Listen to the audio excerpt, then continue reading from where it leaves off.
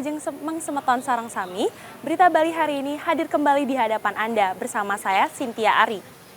Berikut 3 berita utama hari ini.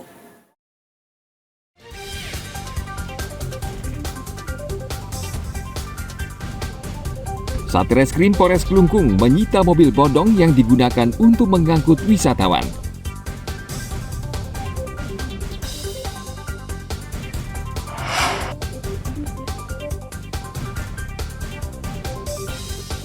Polres Jembrana menangkap 2 tersangka penyelundup 5 ekor penyu hijau.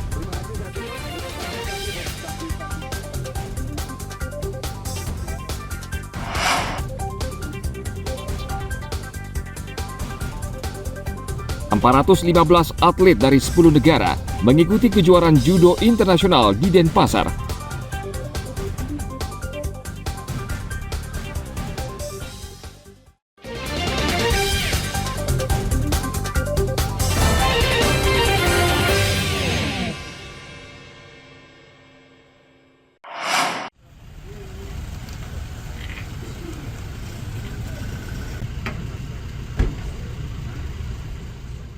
Satreskrim Polres Klungkung menyita kendaraan jenis mobil dan motor dengan dokumen kepemilikan palsu alias bodong. Polisi juga menangkap 2 orang pelaku yang diduga memalsukan dokumen kepemilikan dan penjual mobil bodong. Tercatat ada 28 mobil dan 2 sepeda motor dengan surat tanda nomor kendaraan atau STNK dan kepemilikan palsu. Kendaraan tersebut disita dari sejumlah pengusaha angkutan wisata di Nusa Penida, Klungkung. Selama ini banyak beredar informasi mobil bekas murah mengangkut wisatawan di Nusa Penida. Terungkap surat mobil angkutan dipalsukan pelaku bernama Agus dengan mengubah nama dan nomor polisi kendaraan. Sementara rekannya Parsika berperan mengumpulkan STNK asli. Kendaraan bodong jenis minibus tersebut dijual seharga 30 juta rupiah. Padahal harga di pasaran minibus bekas berkisar 150 juta rupiah. 28 kendaraan R4 berbagai jenis dan 2 kendaraan roda 2 atau motor yang sudah fix STNK-nya adalah hasil buatan dari tersangka di belakang. Ada yang STNK yang asli dengan nomor yang lain, dengan namun dengan identitas jenis kendaraan yang lain itu digesek, dihilangkan, yang sudah dicetak oleh Samsat, digesek, dihapus, lalu dicetak sesuai dengan pesanan pembeli. Sehingga apabila di jalan raya melintas akan mendapati razia maupun pemeriksaan dari petugas manapun, belangkonya resmi, asli, dikeluarkan oleh Samsat. Namun isinya sudah tidak sama dengan yang terdaftar di Direktorat Lalu Lintas atau Regiden. Hingga kini polisi masih memburu 1 orang pelaku lagi yang terkait sindikat penjualan kendaraan bodong tersebut.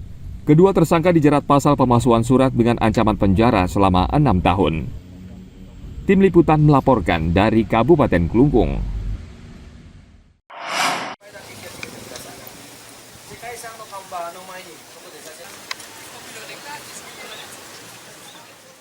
Badan Khusus PBB Bidang Pendidikan dan Kebudayaan UNESCO kabarnya akan mencabut status Subak Jatilui sebagai situs budaya tak benda terkait maraknya restoran kafe yang berdiri di sekitar lokasi. Bupati Tabanan Iko Manggede Sanjaya berjanji akan mempertahankan predikat Jatilui sebagai warisan budaya dunia yang sudah diakui UNESCO. Menurut Bupati, saat ini belum ada tindak lanjut dari UNESCO karena baru sebatas wacana.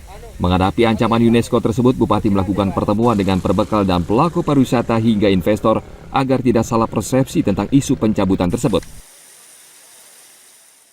Baru wacana, tapi kita komitmen di Kabupaten Tabanan, Jatilui, apalagi Bengkel kemarin di Kediri ya, sudah ditetapkan juga menjadi warisan budaya dunia oleh UNESCO, bukan hanya Jatilui.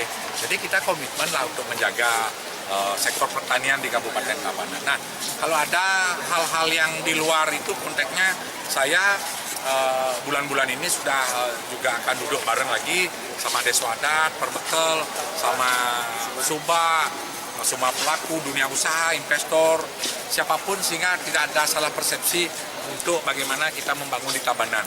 Pertanian jadi suku guru tetap kita jaga, pariwisata adalah bonusnya. Okay.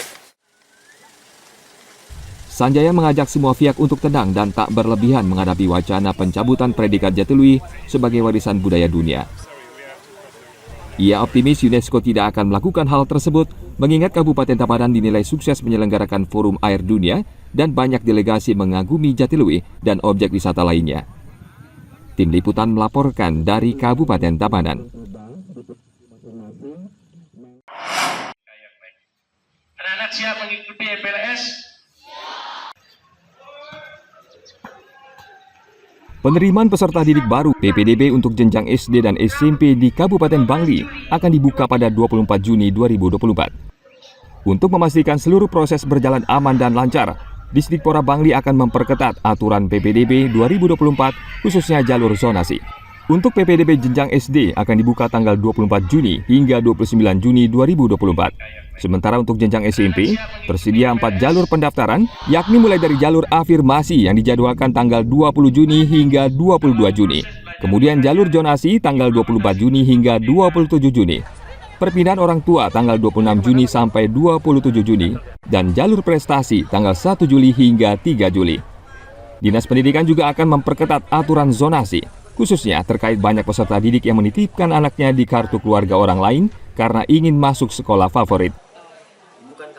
Sehingga tidak ada memanfaatkan kelemahan dari regulasi ini dengan memanfaatkan pola-pola semacam itu, misalnya mendadak pindah dan lain sebagainya. Kami harus bekerjasama dengan pihak lain, termasuk Pak Camat, Pak Lurah, Pak Kepala Desa, terkait dengan perpindahan KK seperti itu. Sebelumnya juga kami selalu melakukan koordinasi dengan kepala sekolah, melalui juga komite. Kami berharap agar anak-anak melalui jalur perpindahan orang tua, melalui jalur zonasi dan lain sebagainya, tetap mengacu pada regulasi yang ada. Dinas Pendidikan juga menjamin seluruh sekolah dasar dan menengah atas pada PPDB tahun ini bisa menampung seluruh siswa yang mendaftar sesuai zona, karena dari tahun ke tahun terjadi penurunan jumlah kelulusan. Tahun ini jumlah kelulusan jenjang SD sebanyak 3.800 anak, sedangkan SMP berjumlah 3.600 anak. Tim Liputan melaporkan dari Kabupaten Bangli.